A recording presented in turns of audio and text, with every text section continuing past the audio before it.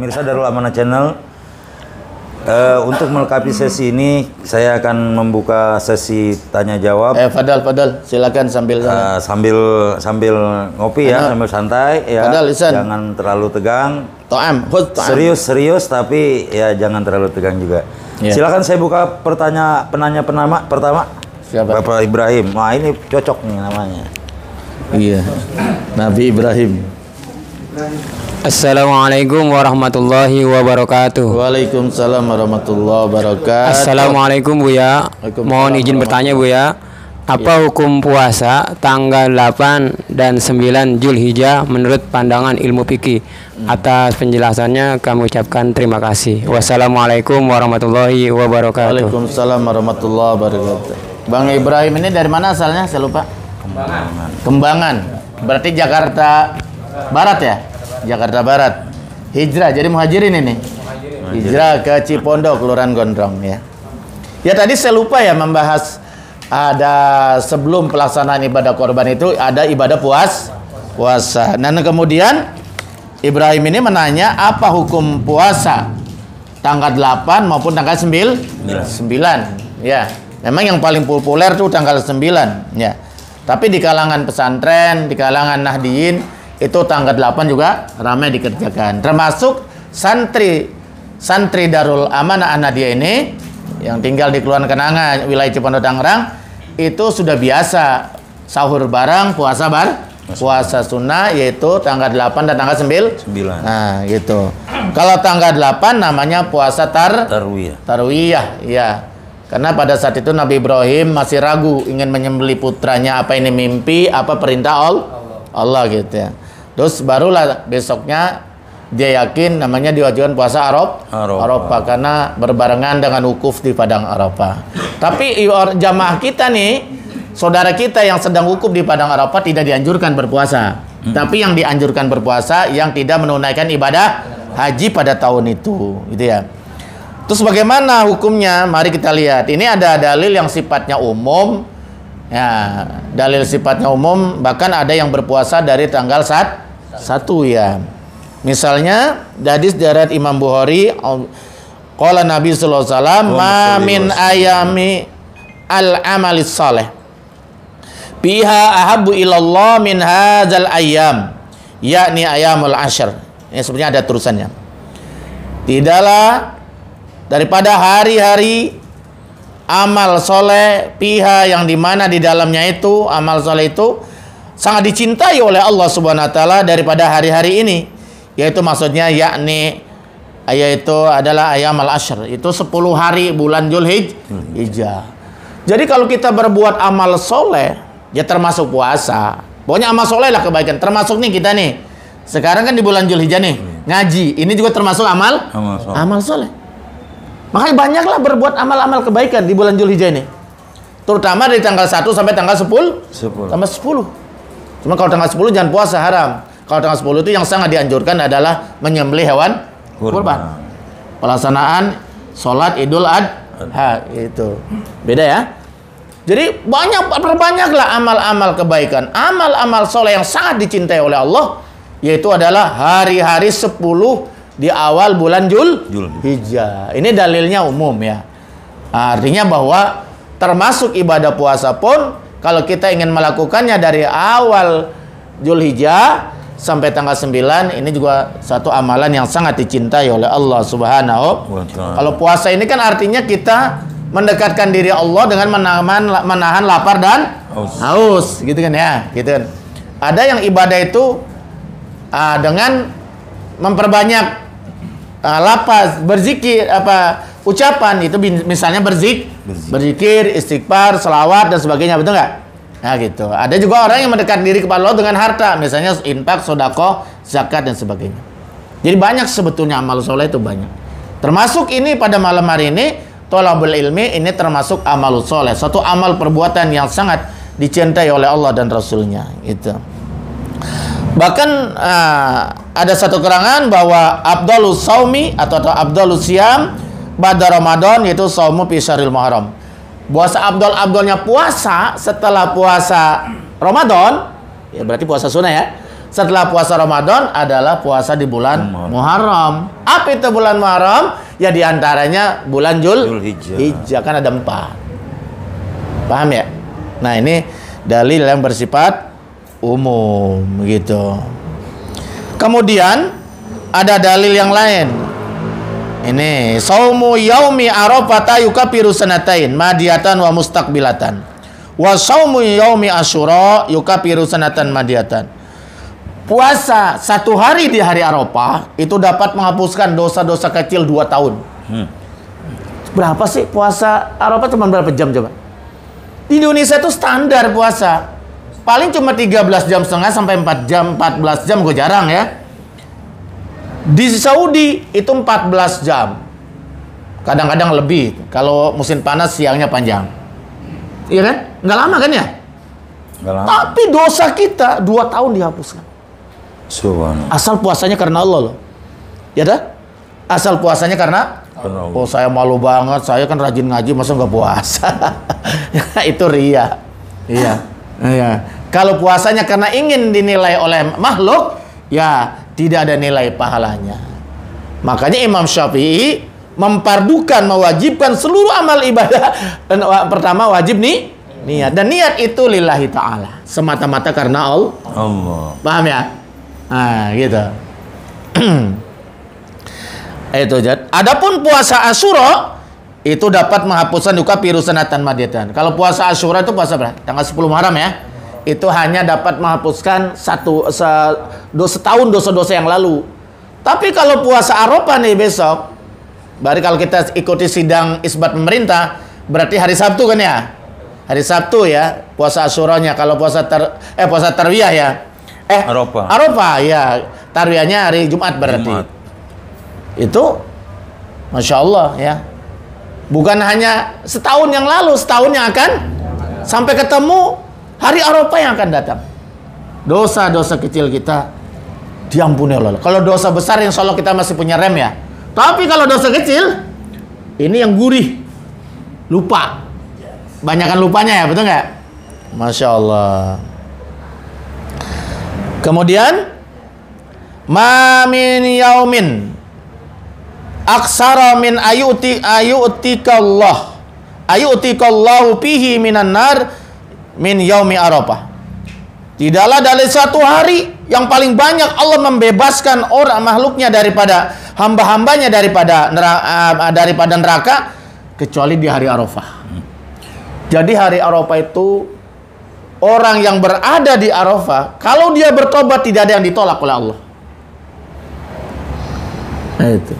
Dan juga hari Arafah itu Allah banyak sekali membebaskan penduduk-penduduk neraka, dibebaskan dari neraka, dipindahkan ke surga karena ampunan Allah begitu luas pada hari Arafah.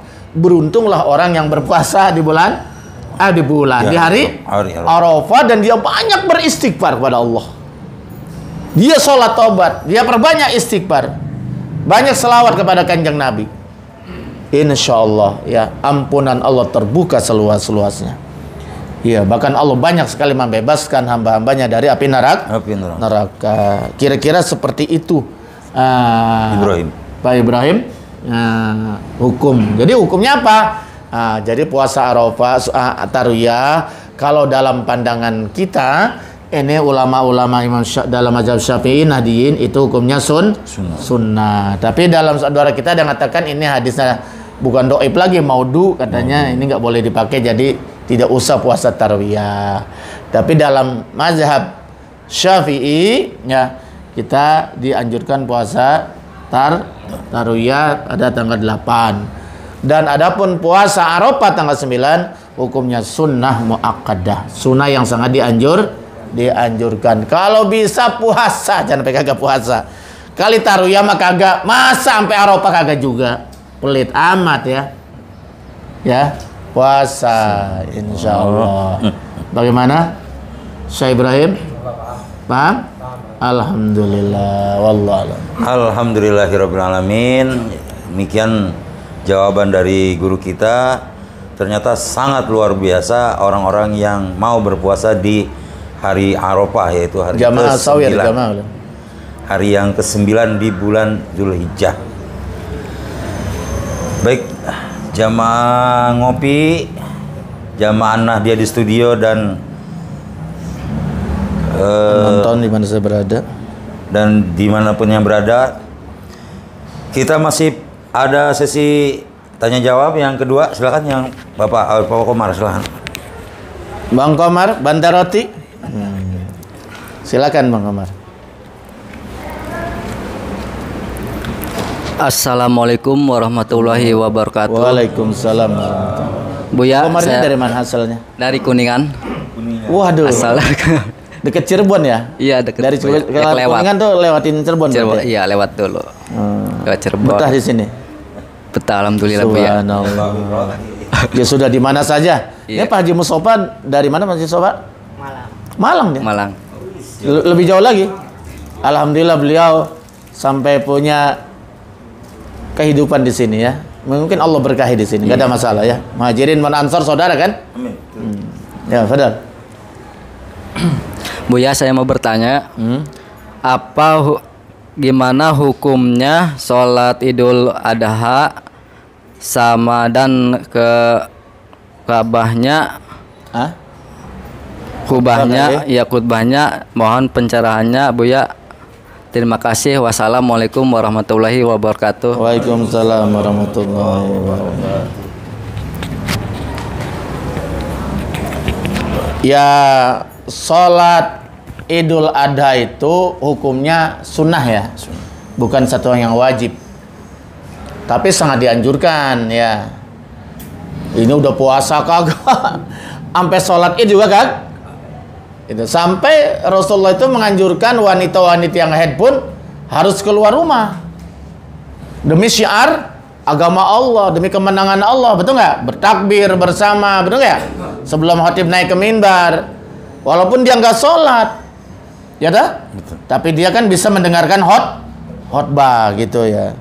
Jadi bahwa sholat Id ini itu hukumnya adalah sunnah ya, sunnah muakkadah, sunnah yang sangat dianjurkan. Kalau bisa laksanakan ya. Kita pagi-pagi. Cuman bedanya sholat Idul Adha dan Idul Fitri. Kalau Idul Fitri kita dianjurkan iftar awalan ya, jadi buka puasa dulu, putur dulu. Tapi kalau sholat Idul Adha sebaiknya jangan batalin dulu puasanya. Paham ya? Boleh kalau mau makan, tapi sebelum subuh. Ya, jam 4 tuh kita boleh tuh makan. Tapi setelah subuh kita jangan makan dulu. Makan dulu, nanti setelah sholat Id mendengarkan 2 khutbah, pulang baru batalin. Abdolnya begitu, abdolnya begitu. Ini hanya perbedaan antara kesunahan antara Idul Adha dan Idul Fitri. Biar nyatanya semangat itu. Nah, Biar nyatanya semangat. iya, ntar nyatanya semangat ya. Karena masih lapar. Dan kemudian masalah khutbah begini. Kalau khutbah dalam sholat Jumat itu wajib. Tidak sah sholat Jumat tanpa didahului dengan khutbah. Jadi khutbah dulu. Khutbah itu rukun rangkaian dari ibadah Tanpa ada khutbah, tanpa ada khotib, tidak sah sholat Jumat dan wajib berjamaah. Sholat Id beda. Sholat dulu baru khutbah. Kenapa? Karena hukumnya sunnah. Tidak wajib harus pakai khutbah. Orang yang uzur boleh sholat di rumah sendiri tanpa boleh sholat Id mah. Kalau Jumat kan nggak boleh. Itu. Kecuali sholat Jumat tuh bagi orang yang musafir, orang yang sakit, itu boleh diganti dengan zuhur, tapi bukan sholat Jumat. Nah, jadi sholat Id mah boleh pakai khutbah, boleh tidak, boleh sholat sendiri, afdol berjamaah, afdolnya berjamaah dan mendengarkan 2 khutbah. Jadi sholatnya juga sunnah, khutbahnya juga sunnah. Cuma Nabi menganjurkan. Kan di sholat Id hari raya besar, malah kalau di Timur Tengah itu lebih rame Idul Adha daripada Idul Fitri. Anak saya tuh, saya lagi ramah di Mesir, ramainya cuma 1 hari Idul Fitri sonoma. Itu kalau di Mekah itu libur panjang Idul Adha itu. Kenapa? Itu hari raya akbar karena di situ ada peristiwa haji di mana seluruh dunia orang datang ke tanah suci Mekah. Kan di sana tuh libur panjang kalau Idul Adha itu. Kalau kita di sini biasa-biasa saja. Ya, kecuali Madura, beda kalau Madura. Idul Fitri dia boleh nggak pulang, tapi kalau Idul Adha wajib pulang. Nah itu beda kan di sana itu ya. Jawa Timur juga begitu, Bu. Jawa Timur juga beda ya? Oh Aceh sama. Ya itu Nehru Timur Tengah itu. Kalau kita di sini tradisinya Idul Fitri lebih rame. Tradisi pulang kampungnya juga lebih rame. Silaturahminya lebih kencang lah dibanding Idul Adha. Itu ya itu nggak ada masalah budaya ya. Tapi masalahnya ada sebuah keterangan iza soidal khotib alal mindar fala yatakallam. Biasa bila suka ngomong gitu ya. Qala Nabi sallallahu alaihi wasallam iza soidal khotib alal minbar, apabila khotib naik ke atas mimbar fala yatakallam, tuh jangan ada yang ngomong gitu kan bahasa kita mah. Ya, kalau waman yatakallam faqad lago, barang siapa yang berbicara berarti lago, aman lago fala sawabalu kamil, barang siapa yang lago berarti sia-sia amal ibadahnya, pahalanya tidak sempurna. Gitu ya.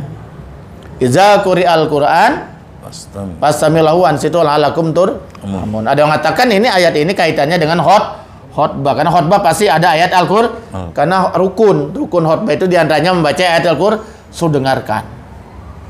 Nah, ini kadang-kadang salah kaprah. Begitu setelah selesai sholat pada pulang. Dablek gini. Ya. Iya, orang-orang yang kenapa Rasulullah menganjurkan wanita haid suruh datang, padahal enggak sah sholatnya, supaya mendengarkan khotbah. Udah sholat enggak ya khotbah lah, dengarkan dapat fadilah, betul enggak ya?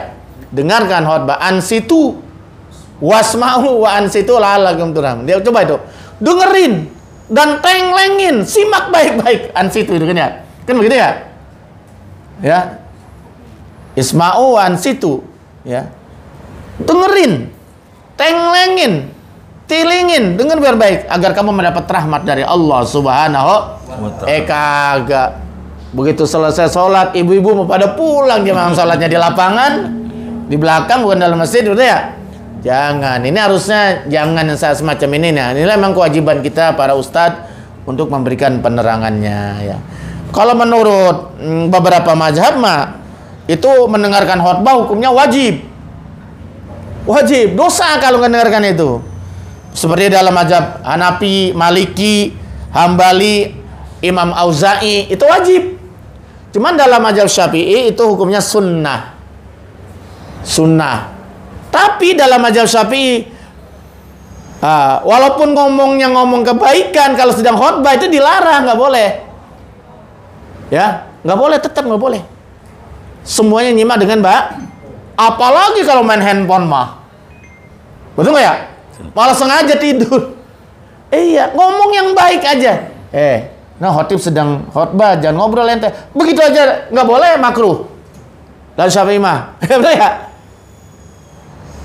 Gak boleh, apalagi ngobrol, apalagi main handphone, betul gak? Malah ada begitu khotib ijaz sohid al khotib ala minbar, apabila khotib naik ke atas minbar siap-siap tidur. Kan ada yang begitu tuh. Kalau niat tidur jangan di masjid, niat tidur di rumah ambil bantal, betul gak? Atau masuk hotel. Kita ke masjid itu emang benar-benar untuk ibadah kepada Allah. Niat tiang. Rangkaian kan, ikut sholatnya, ikut mendengarkan khotbah, gitu loh, supaya ibadahnya sholat doang, giliran khotbah aja ngobrol, jadi tidak sempurna. Paham ya? Saya walaupun ngantuk bagaimanapun, kadang-kadang saya bawa itu minyak angin, fresh care ya, saya bawa tuh, soalnya mata saya kalau ngantuk itu, saya cubitin itu, jangan sampai itu. Kan khotib sama nggak khotib beda. Kalau khotib masa khotib ngantuk? Jangan dengerin khotib yang ngantuk mah, betul nggak ya? Apalagi khotibnya lembek. Makanya khotib itu dianjurkan supaya lantang. Sound systemnya harus besar, lebih besar daripada dangdut. Lah ini kalau dangdut mah, wah solo puluhan ribu wattnya, di masjid cemen. Jangan, ini syiar agama, betul nggak? Betul nggak? Nah, itu. Bagaimana Bang Komar? Nah, iya itu. Ini enggak sholat mah diikutin, khotbahnya di tidur, ngobrol, malah pulang. Allahu Akbar. Jangan ya. Jangan. Wallahu a'lam bishawab. Alhamdulillahirabbil alamin. Demikian pertanyaan dari Bang Komar sudah dijawab oleh Buya. Yang mana khutbah di hari raya Idul Adha juga merupakan hukumnya sunnah. Untuk selanjutnya pertanyaan yang ketiga, saya persilahkan Bapak Asnawi ya. Bang Awi pinggir kali. Assalamualaikum Buya. Waalaikumsalam warahmatullahi wabarakatuh. Saya pernah mendengar Gimana tuh? bahwa hukum kurban itu wajib. Benarkah? Mohon uraiannya Buya. Assalamualaikum warahmatullahi wabarakatuh. Assalamualaikum warahmatullahi wabarakatuh. Ibadah kurban itu ada dua. Ada ibadah korban yang dinazarkan, ada yang tidak. Betul nggak ya? Kalau dinazarkan, ya hukumnya wajib. Betul nggak ya? Asalnya sunnah atau mubah. Kalau hukum wajib nggak boleh dinazarkan. Masa wajib dinazarkan yang udah wajib? Betul nggak ya? Ibadah wajib kan harus dilaksanakan. Nanti kalau anak saya lulus jadi sarjana, saya mau puasa Ramadan. Lah puasa Ramadan maka dinazarkan memang wajib. Betul nggak ya? Saya mau sholat subuh berjamaah, ya sholat subuh memang wajib, betul nggak ya? Jangan. Kalau nazar itu harus yang mubah atau yang sunnah. Nggak boleh nazar haram. Kalau anak saya lulus nanti jadi sarjana, ya apa kira-kira? Nanggap dangdut. Saya mau ngundang bandar judi, ya situ bebas main judi. Apa minum-minum keras? Loh ini wajib dibatalkan begini, nazar begini mah. Betul nggak ya? Nggak boleh dilaksanakan. Paham tuh? Kata Yunus, kalau anak saya yang pertama enteng jodoh, saya menanggar gambus Elbas Group. Bahkan biduannya nggak tanggung-tanggung saya undang. Siapa Yunus? Itu Mas Ud Sidik. Benar dia laksanakan. Dan tidak boleh dicampur dengan lagu apapun kecuali lagu benar dia laksanakan. Sampai jam 10 malam. Kata saya, Nus, jangan sampai lewat jam 10 malam. Kalau lewat, insya Allah hujan. Benar hujan. Ya, nah kalau yang begitu nggak ada masalah itu. Karena Masud Sidik lagunya gambus dan puji-pujian kepada Allah dan Rasul. Allah, betul nggak ya? Itu nggak ada masalah. Jadi musik itu tergantung efeknya. Kalau musik itu pada membuat orang lebih dekat dengan Allah, tidak masalah. Tapi kalau musik itu atau lagu-laguan itu membuat kita lalai dan jauh dari Allah, jadi haram. Paham nggak? Karena asalnya mubah. Paham tuh? Speaker juga hukumnya mubah. Teknologi kan mubah karena nggak ada zaman Rasul kan ya. Kalau digunakan untuk kebaikan jadi ibadah. Kalau untuk kemaksiatan jadi haram. Gitu. Al asl fil asya al ibahah. Segala sesuatu tuh asalnya adalah mubah. Kecuali ada keterangan apa halal apa haram dari Al-Quran dan hadis. Kan kita nggak boleh mengatakan ini haram, dari mana dasar? Nggak boleh.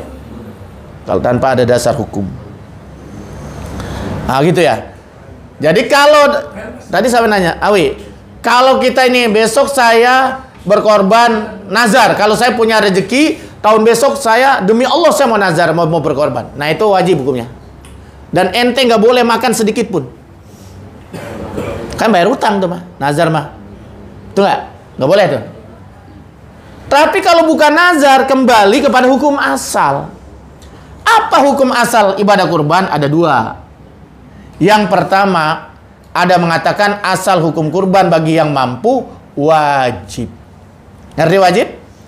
Yusabu ala falihi wa yu'aqabu ala tarikihi. Dilaksanakan dapat pahala, ditinggalkan dapat dosa. Jadi kalau punya kesempatan mampu nggak berkorban, dosa dia. Tapi pendapat ini kecil, minoritas ulama, min kilatil ulama, terutama di kalangan mazhab Imam Abu Hanifah dan Daud Az-Zahiri. Kecil pendapatnya ini ya. Itu. Kenapa? Apa alasannya? Dia pakai dalil Al-Quran surat Al-Kautsar. Inna atoyna Al-Kautsar fasholli rabbika wanhar. Nah situ pil amr tuh. Fasholli rabbika wanhar. Berkorbanlah. Pil amr. Asal perintah Allah wajib. Al-aslu fil amri lil wujub. Illa madalla dalilu ala khilafi. Asal perintah Allah wajib kecuali ada dalil yang menyanggahnya. Ternyata dia pakai dalil diperkuat lagi oleh hadis yang diriwayatkan oleh Imam Ahmad dan Ibnu Majah. Misalnya saya sudah cek Ibnu Ahmad dan Ibnu Majah, yaitu man wajada sa'atan. Dalam hadis yang lain man wajada atau man lahu sa'atun dalam nas yang dalam lafaz yang lain. Man wajada sa'atan, barang siapa yang mempunyai keluasan rezeki, palam yudohi, tidak mau berkorban, udhiyah, idhiyah itu korban. Palam yudohi, dan dia tidak mau berkorban, sengaja digeser-geser duitnya buat urusan dunia. Nah, karena menghindar, pala yakrobanna musallana, pala yakroban, ditakid lagi, pala yakrobanna, jangan sekali-kali mendekat, jangan sekali-kali mendekat, jangan sekali mendekat, takid. Musolana, tempat saya sholat. Saya nggak mau ada orang pelit mampir di tempat saya sholat. Kenapa? Nah, su'uluki yu'di. Karena akhlak yang jelek itu menular. Pelit itu bisa menular. Kita bergaul sama orang pelit bisa menular. Punya mertua pelit, biasanya anaknya pelit. Ya dah? Benar nggak? Punya mertua pelit, biasanya suka nular ke anaknya. Anaknya juga pelit. Su'uluki yu'di. Akhlak yang jelek, buruk, menul. Dia orang baik, tapi setiap hari bergaul sama tukang judi, main judi. Betul nggak? Nah, ketularan. Ketularan, karena lingkungan itu luar biasa pengaruhnya 75%. Sangat kuat gitu. Nah itu. Berdasarkan hadis ini, maka dalam mazhab Imam Abu Hanifah dan Daud Az-Zahiri, tapi Daud Az-Zahiri nggak ada pengikutnya sekarang karena tumbang ya. Nah, itu bahwa asal ibadah korban bagi orang yang mampu adalah hukumnya wajib. Tapi ada pendapat yang lain. Ini min aksaril ulama atau jumhur ulama, mayoritas ulama. Ini biasanya di kalangan Imam Syafi'i, bahwa asal ibadah korban, asal ya, kecuali dinazarkan tadi. Asal ibadah korban itu bagi yang mampu hukumnya tidak sampai wajib, tapi sunnah muakkadah, setengah wajib. Sebaiknya dilaksanakan, jangan sampai enggak. Kalau bisa mah. Nah, emang wajib sama sunnah itu beda ya? Kalau wajib ada perasaan takut gitu, ada perasaan beban kalau dilaksanakan, takut gitu ya. Nah, kalau sunnah, biasanya orang melaksanakan sunnah itu nggak ada beban, berdasarkan keikhlas. Makanya Allah sangat senang, Allah sangat cinta kepada hambanya mau mengerjakan ibadah-ibadah sunnah. Ini kita sering meremehkan ibadah sunnah, padahal ibadah sunnah ibadah yang sangat dicintai oleh Allah. Karena dilaksanakan berdasarkan cinta kepada Allah. Dan ibadah sunnah ini nanti menyempurnakan, menambal ibadah-ibadah wajib yang tidak sempurna. Paham? Nah, gitu. Imam Syafi'i ini berpedoman dengan hadis yang diriwayatkan oleh Imam Tirmizi. Tapi orang kadang-kadang baca Turmuzi ya. Tapi sebetulnya yang lebih bagus tuh Tirmizi.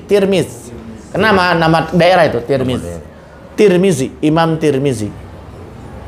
Umirtu bin nahri, aku diperintah berkorban. Yaumun nahar itu hari berkorban tanggal 10. Makanya umirtu bin nahri, aku dipindah berkorban. Wa huwa sunnatun lakum, tapi dia sunnah buat kalian semua. Kata Nabi, dia bersabda kepada umum, kalian sunnah, aku wajib. Itu ya. Kutiba alayya an-nahru, aku diwajibkan berkorban. Walaysa biwajibin alaikum, tapi dia bukan wajib bagi kalian semua. Rawahu Daruqutni, Imam Daruqutni. Nah, berdasarkan ini, maka hukum ibadah korban itu Asnawi seperti itu. Kalau dinazarkan mutlak wajib dan nggak boleh dimakan sedikit pun. Tapi kalau kembali kepada hukum asal, kita mau pakai yang mana tadi itu? Bagi yang mampu, pendapat yang pertama wajib. Pendapat dalam mazhab Syafi'i aksar ulama sunnah muakkad. Tapi kalau kita dalam melaksanakan ibadah ini nyontoh saja lah Nabi Ibrahim, jangan melihat wajib atau tapi keikhlasan. Karena cinta. Iya, karena cinta. Kita melaksanakan ibadah korban karena cinta pada Allah, karena ridho kepada mencari ridho Allah. Apa artinya kita semua kita miliki kalau nggak dapat ridho Allah, nggak dapat rahmat dari Allah, betul nggak? Sia-sia belaka. Nah, jadi ibadah korban ini yang dinilai ketulusannya. Allah tidak butuh dagingnya. Nanti di akhirat, yang Allah butuhkan ketakwaan kita, kepatuhan kita kepada Allah dalam melaksanakan ibadah kurban. Itu yang mahal itunya tuh. Kayak Nabi Ibrahim tuh. Bagi Nabi Ibrahim apa sih? Semua yang saya miliki ini milik Allah. Jangankan cuma sekedar domba, jangan sekedar onta. Anak pun kalau Allah minta saya kasih. Karena anak pun Kalau titipan saya dari punya, Allah. gitu. Kalau saya punya satu-satunya, dia dibuktikan. Masya Allah. Ini filosofnya, filsafatnya, hikmahnya daripada ibadah kurban. Dan kita juga punya unsur-unsur kebinatangan, makanya disuruh rakus, menghalalkan segala cara, egois, maka suruh sembelih gitu. Gimana? Nawi? Bang Nawi. Wallahualam. Alhamdulillahirrahmanirrahim. Jadi hukum berkurban apabila mampu dan memang sangat dianjurkan. Sebagian ulama ada yang mewajibkan. Masih ada. Tapi tadi itu kalau yang tidak dinazarkan dagingnya lupa ya. Asnawi ente boleh ngambil sepertiga dagingnya. Oh iya, yang tidak sepertiga. Sepertiga lagi buat orang fakir miskin, sepertiga lagi buat orang mampu, boleh? Nggak apa-apa. Nggak apa-apa. Gitu ya. Jadi dibagi sepertiga buat kita. Tapi saya mah sudah jangan banyak-banyak, saya mah pahanya satu, ya nggak apa-apa juga. Paha satu mah Iya. banyak. Mang paha banyak salah satu. Banyak. Dikit kali satu paha sih. Oh iya. Ya buat sekeluarga gitu ngilang pengen. Sepertinya harusnya sepertiga. Sepertiga. Abdolnya. Oh, udah saya mah ambil dikit aja. Terus cara panitia ngatur, nggak apa-apa juga. Iya. Tapi kita boleh menurut hukum itu sepertiga. Yang penting bukan dinazarin. Iya. Bukan yang dinazar. Iya, yang ini mau hukum yang nggak dinazar kan. Sepertiga lagi buat pakai miskin, sepertiga lagi buat yang mampu. Ini enggak. 2/3-nya buat yang mampu, yang miskin nggak kebagian malah. Serakaan dia. Ini nggak boleh nih, panitia nih dosa yang begini. Paham ya?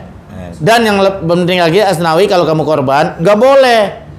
Jangankan dagingnya, palanya, kulitnya pun nggak boleh dijadikan jadi upah. Haram. Karena itu semuanya milik Allah. Betul. Ya. Buat Nggak boleh. ongkosnya menyediain sendiri ya. Jadi kalau buat upah motong harus kita pisahin, siapkan. Apakah 50.000 atau 100.000 siapkan. Paham ya? Jangan diambil dari yang melekat pada korban. Hewan korban nggak boleh. Wallahualam. Masih ada terakhir? Mas, satu penanya lagi, ya Bapak yang baru nih Pak. Siapa nih Pak? Mustafa. Pak Mustafa. Haji Silakan, Mustafa. Pak Mustafa. Manusia pilihan. Assalamualaikum warahmatullahi wabarakatuh. Waalaikumsalam warahmatullahi wabarakatuh. Buya, yang senantiasa dirahmati Allah Subhanahu wa taala. Amin, amin ya Rabb. Satu pertanyaan, bukankah setiap perintah Allah ada fadilahnya? Iya. Tolong jelaskan tentang fadilah-fadilah seperti ibadah kurban. Terima kasih. Wassalamualaikum warahmatullahi wabarakatuh. Iya. Oh, wabarakatuh. Setiap perintah Allah, ini benar kata Baji Mustafa. Setiap perintah Allah pasti ada fadilah, ada hikmahnya, ada manfaatnya. Setiap larangan Allah pasti ada madorot, ada bahayanya.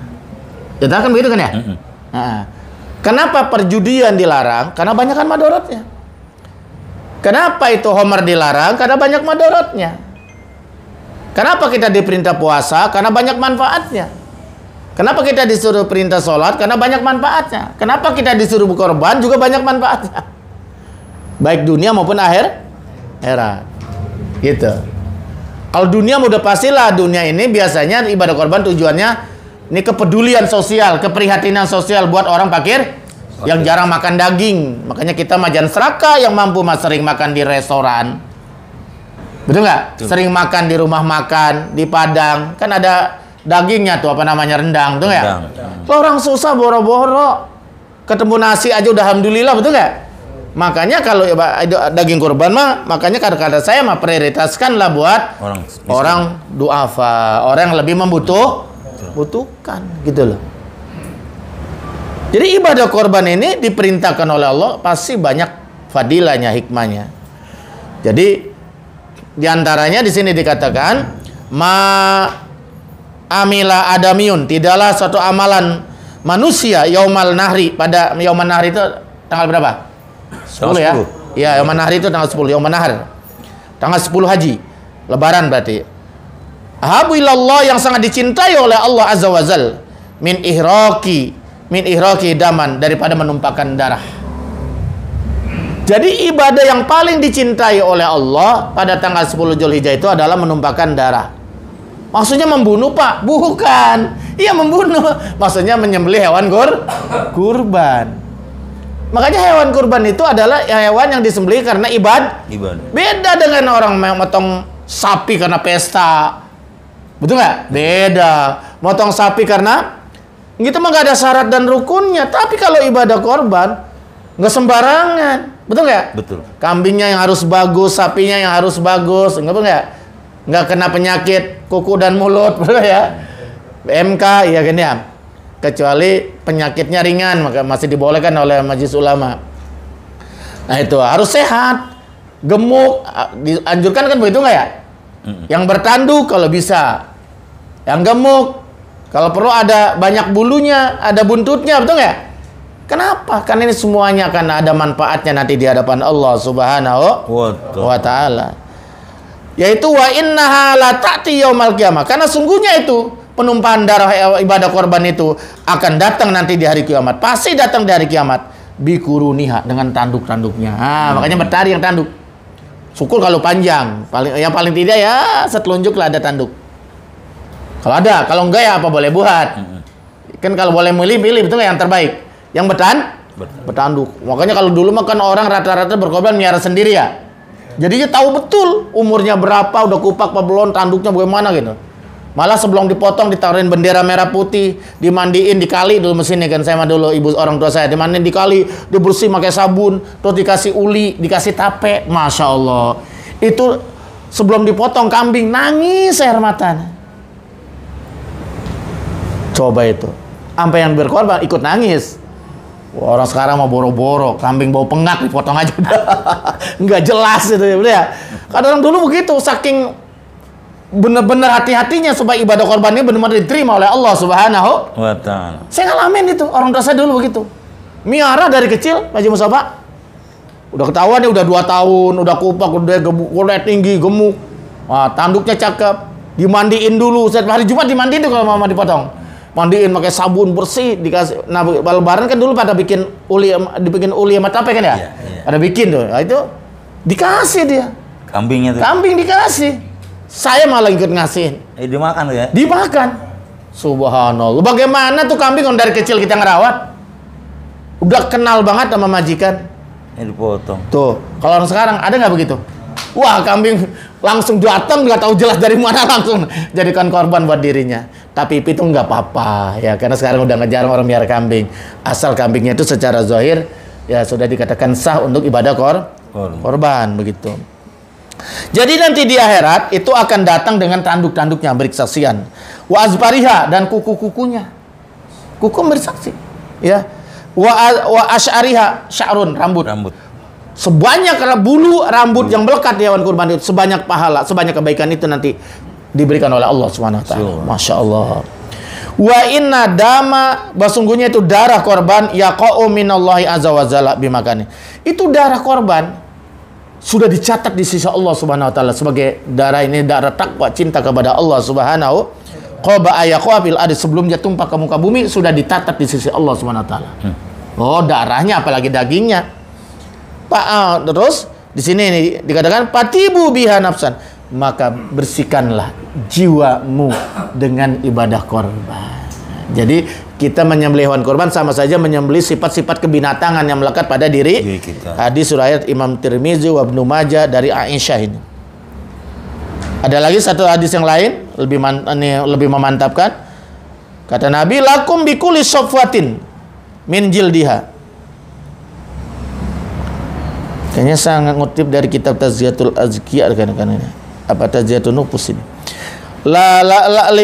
Lakum bikulli safwatin min jildiha. Bagi kalian akan menjadi milikian dari setiap lembar bulu yang melekat pada kulitnya hasanatan. Jadi satu kebaikan, hasanatan, jadi satu kebaikan. Jadi satu bulu, satu pahala, satu bulu, satu kebaikan. Bayangkan itu. Ya dah? Coba kalau kambingnya kambing gembel. Kan bulunya banyak benar itu. Domba. Mana di sini ada Bang Kamal tuh. Nah, Mal. Di Majalengka banyak kambing nggak, Mal? Banyak. Hitung coba bulunya itu. Ada nggak 1 juta tuh? Kurang lebih. Ada nggak 1 juta? Kalau 1 juta kebaikan.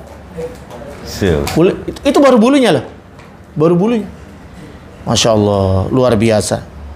Ya, jadi satu lembar bulu, satu kebaikan yang melekat pada kulit kambing itu, kulit hewan korban maksud saya, itu ada satu kebaikan.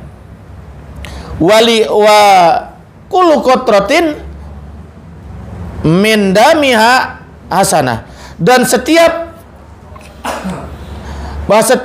satu tetesan darah daripada dagingnya, daripada darah itu, satu tetes satu kebaikan. Satu tetes satu kebaikan. Ini ngerojok. Ngerojok berapa banyak itu? Berapa tetesan? Bukan netes lagi itu. Iya. Kalau tadi bikuli sopwatin min jildiha hasanah. Kalau ini wa kullu qatratin min damiha hasanah. Dari setiap tetesan darah, ya tetesan darah itu satu kebaikan. Nah, kalau begitu banyak darah yang tertumpah, makanya itu kambing-kambing yang sehat, kambing gemuk, darahnya pasti banyak. Wa innaha, bahwa sesungguhnya itu udhiyah kita, penilaian hewan korban kita itu la tudau, ya pasti akan diletakkan, ditimbang fil mizan, ditimbang di mizan, timbangan akhirat. Jangan takut, ya jangan takut susah. Mang Betai, ayo orang Cengkareng, jangan takut. Iya, apa sih artinya satu ekor domba? Kalau dimakan begitu orang banyak sekampung, betul nggak ya? Itu lo besar lagi pahalanya. Ini sampai bulunya aja dihitung, darahnya dihitung, betul nggak ya? Kukunya jadi saksi, tanduknya jadi saksi. Bayangkan itu, semua jadi saksi di akhirat. Nah itu, emang ibadah kurbannya luar biasa ya. Cuman banyak orang nggak tahu. Ya. Dia lebih banyak udah berkorban kagak, korban perasaan doang ya. Tiap tahun korban perasaan. Tapi giliran nyata paling dulu. Ada yang begitu?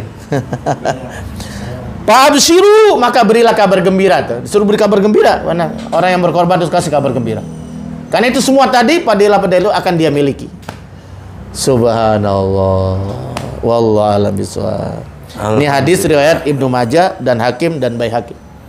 Imam Hakim dan Imam Baihaqi. Bagaimana Pak Haji Mustafa? Wallahu a'lam bishawab. Alhamdulillahirabbil alamin. Demikian tadi. Hah? Wah, nambah nih, nambah. Apa-apa, jangan banyak-banyak. Bu ya, mau tanya, daging korban itu buat siapa nih? Yang berhak terima daging korban buat siapa aja? Lah tadi kan udah dibilangin. Daging korban apa nih? Kalau yang di nazar itu semuanya kita nggak boleh yang bernazar. Yang berkorban nggak boleh. Tapi kalau daging korban itu yang sifatnya tidak dinazarkan, terbagi 3. 1, sepertiga buat ente yang berkorban, sepertiga lagi buat fakir miskin, sepertiga lagi buat orang yang mampu. Kan nggak semuanya orang miskin, betul nggak ya? Ya semuanya itu boleh, termasuk yang dia mampu, yang sekitarnya boleh juga menikmati. Nah, saya dengar itu hidangan buat orang muslim, orang luar muslim nggak boleh. Apanya? Daging korban. Oh, non muslim maksudnya. Orang yang muslim boleh nggak terima? Di luar muslim boleh nggak? Bersedekah mah boleh saja kalau bersedekah. Daging korban. Iya. Sama, boleh. Boleh bersedekah mah. Kalau bersedekah mah nggak ada masalah, kan kemanusiaan. Iya, nggak ada masalah. Itu biasanya begitu itu hilafiyah sih. Ada yang bolehkan dan tidak bolehkan. Itu. Gitu kan kalau kita berbuat baik kepada siapa juga kan pasti ada pahalanya. Ada kebaikannya, ada pahalanya. Yang lebih khusus buat orang muslim. Iya, bagaimana lingkungan kita kan ya? Ya kalau kita di sini kan nggak kebanyakan orang muslim, betul nggak ya? Tapi ketika Anda tinggal di NTT beda lagi kan kasusnya. Non muslimnya lebih banyak. Lebih banyak malah. Anda berkorban di situ, tetangganya banyak non muslim. Nah, kalau Anda berkorban di Irian di Papua beda lagi masalahnya. Begitu. Tapi kita prioritaskan buat fakir Miskin. buat fakir miskin dan kaum muslimin. Kalau kita bersedekah kepada non muslim itu atas nama kemanusiaannya. Itu. Tega boleh. Tega benar kita ya. Tetangga kita itu kan banyak juga yang susah non muslim juga ya. Iya. Kita nyate, kita makan mereka nggak dibagi. Bagilah atas nama kan dia sama juga mereka juga hamba Allah juga pun ya. Semua makhluk Allah atas nama kemanusiaan. Wallahu a'lam bishawab. Alhamdulillahirabbil alamin. Pemirsa Darul Amanah Channel dimanapun Anda berada, Jamaah Nadia di studio. Demikian kajian kita pada malam hari ini dari awal hingga akhir telah kita lalui. Pertanyaan demi pertanyaan pun sudah dijawab oleh guru kita. Semoga kita semua yang hadir dalam kesempatan kali ini di bulan yang dimuliakan Allah ini, besok kita mampu berkorban. Amin, amin. Kalaupun tidak mampu ya paling gagah beli sate, tusuk sate sama arangnya. Berkorban dalam bentuk lain. Ya, pemirsa Darul Amanah Channel dimanapun Anda berada, sebelum kita tutup kajian kita pada malam hari ini, kita dengarkan dulu sedikit kesimpulan dari guru kita. Silakan. Jadi begini, kalau kita mampu, usahakanlah. Ya bisa dengan menabung, ya betul nggak ya? Ini enggak, ya saya belum mampu. Ya ayo berusaha dong, ikhtiar ya. Supaya kita naik pangkat. Jadi jangan kita iman kita segitu terus nggak ningkat-ningkat dulu nggak? Dari zaman kebenen sampai sekarang, kalau ke masjid bawanya cuma 5.000 aja. Kenapa nggak ningkat? Apa kita nggak malu pada Allah? Segan rezeki kita terus meningkat, betul nggak? Nah, tingkatkan. Cobalah kalau ke masjid bawa dari 5.000 10. Udah terbiasa nih 10.000. Wah, kayaknya mudah. Rezeki ditambah oleh Allah. Tambah jadi 20.000. Begitu nggak kira-kira? Jangan dipatok terus ya. Iman harus meningkat tuh. Gimana itu? Ceban. Iman kok nggak ada ningkat-ningkatnya. Nah, kalau sudah 20.000, wah kayaknya lancar itu. Ningkatin lagi 50.000. Anda beli pulsa satu minggu berapa duit? Gocap itu minimal. Nggak cukup kalau saya. Cukup. Ya, seminggu kuat 50.000. Kenapa buat Allah nggak cukup? Nah, Ke masjid. Padahal itu yang buat kita nanti di akhirat, betul nggak? Jangka panjang. betul. Beli pulsa kan jangka pendek, betul nggak? Tapi kalau buat ibadah jangka, inilah makanya kata Nabi, orang yang pinter itu orang yang melakukan dunia untuk akhirat. Jadi orang-orang ateis itu sebutnya bodoh itu. Karena dia berbuat dunia hanya untuk dunia. Orang yang cerdas itu berbuat dunia untuk akhirat. Makanya Rabbana atina fid dunya hasanah wa fil akhirati hasanah. Kita juga harus berbuat baik untuk kepentingan akhirat. Paham ya? Gitu. Jadi kalau saat tahun ini kita nggak bisa berkorban, berusahalah tahun depan bisa membeli hewan korban. Jangan jadi korban terus. Berkorban jangan jadi korban terus, berkorban. Betul nggak ya? Ya, insya Allah akan terus ditambah rezekinya oleh Allah Subhanahu. Amin ya Rabbal alamin. Kan berkah. Mau kaya apa mau berkah? Coba ya, pilih berkah, mana? Berkah. Kaya dan berkah. Mau pilih mana? Ya, Pasti kaya. pilih berkah. Ya kaya ya berkah. Ya, kalau berkah tuh pasti cukup. Betul nggak? Pasti cukup. Tapi kalau kaya belum tentu cukup. Buktinya yang korupsi banyak kan orang kaya. Betul nggak ya? Nggak ada cukupnya. Itu orang korupsi rata-rata orang kaya kalau gajinya tuh nggak sedikit. Penghasilannya nggak, bahkan miliaran. Tapi mereka terus korupsi. Dan bahkan berakhir di penjara. Kalau ini berkah bukan? Apa sih berkah? Ziyadatu khairillah, bertambah kebaikan pada Allah, tambah umur, tambah dekat dengan Allah, tambah harta, tambah dekat dengan Allah, gitu loh. Ya menabung kan salah satu cara juga, betul ya? Pengen pergi haji ya nabung. Merokok tiap hari kita berapa? Iya, kalau satu bungkus saja satu hari udah 30.000 dengan korek, betul nggak ya? Itu kalau satu, kalau yang dua bungkus. Jangan kesinggung. Iya, siap. Ini cuma contoh. Contoh ini. Iya. Khuz. Ya. Paham tuh? Lah kalau seminggu berapa? 10 hari berapa? Ya, 300.000. 10 hari 300? Sebulan? Berapa? 900.000 kali setahun. Berapa? Hah? 12 juta? 12 juta kurang dikit. Hah? Berapa? 10 juta 800. Iya. Dapat kambing 3. Dapat kambing berapa itu? 3 dapat 3. Iya, cuman nggak ngerokok doang kan? Ya. Iya, kalau 2 tahun pergi haji, Nah. pergi umrah. Oh, kan. 2 tahun nggak merokok muslim. Pergi umrah. Setahun kagak merokok, bisa berkorban berapa itu? 3 ekor. 2 ekor lebih lah. Ya kalau 3,5 berarti 6 juta, 7 juta ya. Masih lebih malah. Hah? 3,5 10.500.000. Iya. Ada juga yang kebalik Bu ya. Apa? Dulu waktu masih ngerokok dia sering berkorban. Giliran udah nggak ngerokok nggak ngorban sama sekali. Bangkrut. Oh, itu lain lagi, itu lain lagi. Itu lain judulnya itu Mas. Sebabnya beda, ilatnya beda. Iya. Ini bukan kita bicara secara normal ya. Siap. Gitu. Siap. Kalau beli rokok aja mampu, beli pulsa aja mampu, setiap hari, masa berkorban setahun kali nggak bisa? Kira-kira seperti itu. Benar nggak?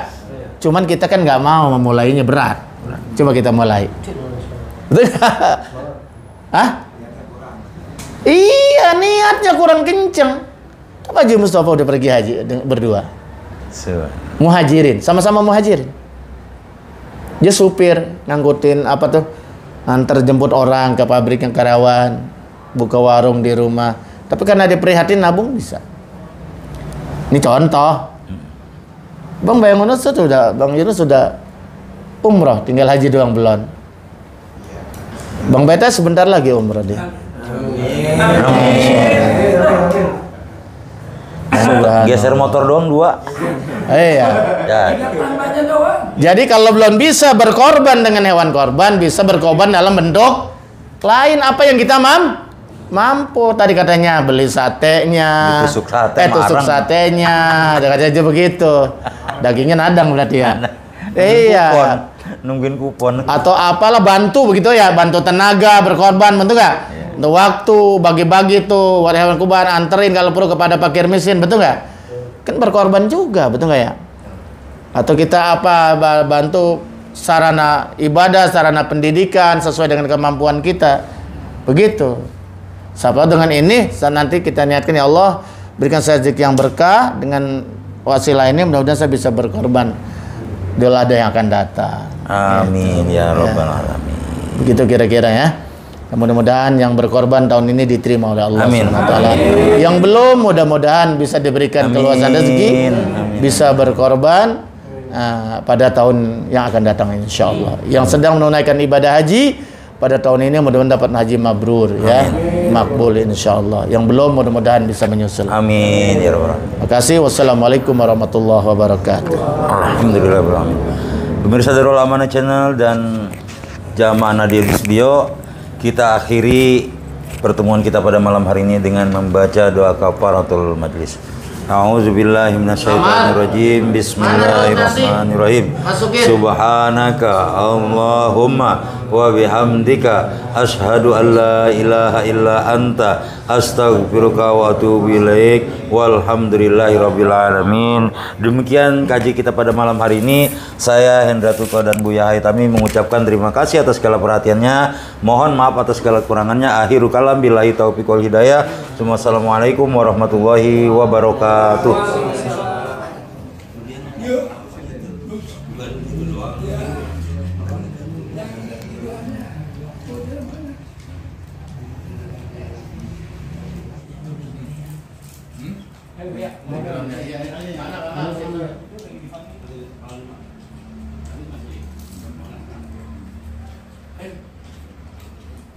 Tidur dulu nanti kasih tidur.